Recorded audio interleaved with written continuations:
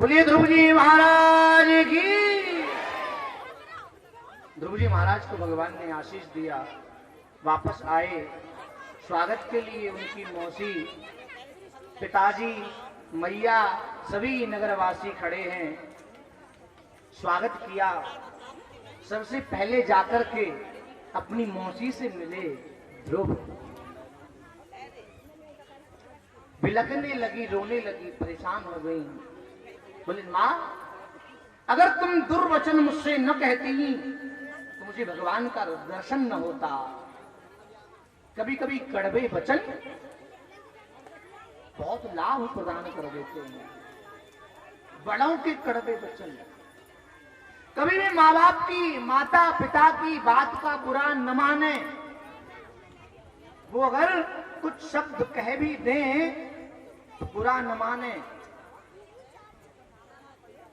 क्योंकि माता और पिता ये दो ऐसे प्राणी हैं संसार में जो कड़वा भी कहते हैं तो प्रेम से कहते हैं, भले के लिए कहते हैं। बाकी तो संसार में जो भी हैं, सुर नर मुनि जन किया रीति, स्वार्थ लाग करें सब प्रीति। अगर वो कुछ कहेंगे तो कहीं ना कहीं कुछ स्वार्थ सिद्ध करने के लिए कहेंगे, किंतु माता पिता गुरु ईश्वर ये चार ऐसे हैं, कभी भी इनमें स्वार्थ उत्पन्न नहीं होता।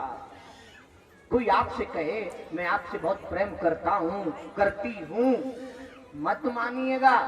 झूठ बोल रहा है, वो मक्कारी कर रहा है आपके साथ। क्योंकि प्रेम की रीत प्यारो ही जाने। प्रेम करना ठाकुर जी के अलावा कोई जानता ही नहीं है संसार में। कहीं ना कहीं कोई ना कोई स्वार्थ उत्पन्न हो गया है उसके अंदर। संसारी जब प्रेम करने लग जाए ना तो समझिए सत्ययुग आ गया, सत्य का युग आ गया। इस कली काल में तो भैया कब कौन आपके पीछे से बाण चला दे, आप पर घात करते, प्रतिघात कर दे, भरोसा नहीं है। न जाने किस रूप में आपको। इसलिए प्रेम करना केवल ईश्वर जानते हैं और कराना भी ईश्वर जानते हैं। इसकी क्या हिम्मत कि कोई प्रेम कर सके। माता पिता की बात का बुरा न माने,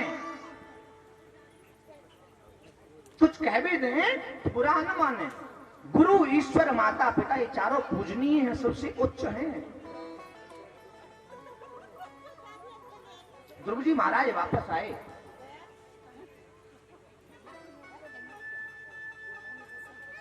बहुत स्वागत हुआ। आज पिताजी ने, उत्तानपाद ने चौथी अवस्था में प्रवेश किया। ध्रुव जी को गद्दी पर आसीन किया। खुद वन में जाकर के भगवान के ध्यान में निमग्न होकर भगवान के धाम को प्राप्त हुए। इनके भाई उत्तम यक्षों के द्वारा युद्ध में मारे गए। ध्रुव जी ने क्रोध में आकर के सभी यक्षों का विध्वंस कर डाला, प्रारंभ कर दिया। देवताओं ने आकर के समझाया ध्रुव जी महाराज को। अंत में भगवान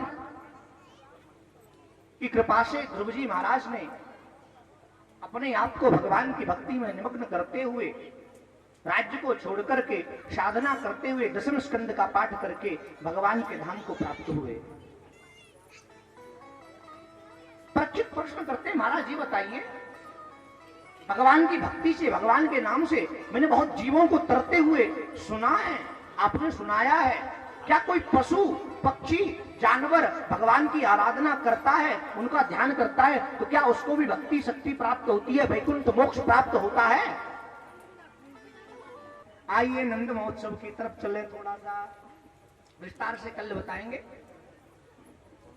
वसुदेव जी के यहाँ पर भगवान का जन्म हुआ, पूरा वंश वर्णन कल बताएंगे।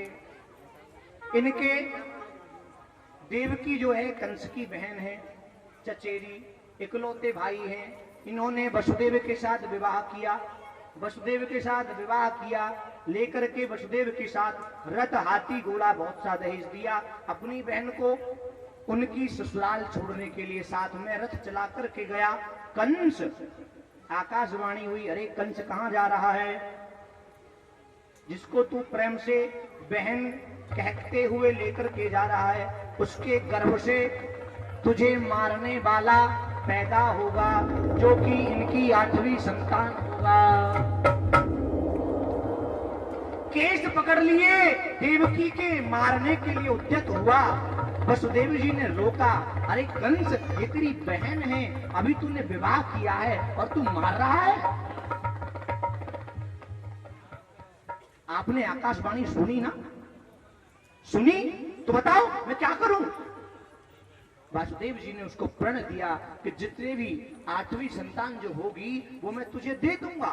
बोले 8वीं संतान दे दोगे तो मैं तुम्हें छोड़ता हूं। लेकिन नारद जी के कहने से वसुदेव जी को, देवकी को जेल में बंद करा दिया गया महाराज। और पहली संतान हुई जेल में। कंस गया, छोड़ दिया, देख करके आ गया। नारद जी पहुंचे, नारद जी ने एक पुष्प लिया, कमल का पुष्प लेकर के समझाने लगे नारद बाबा कि देखो इसमें कौन सा पहला और कौन सा अंतिम है, 8वां है। बोले सब पहले हैं, सब 8वें हैं, सब अंतिम हैं।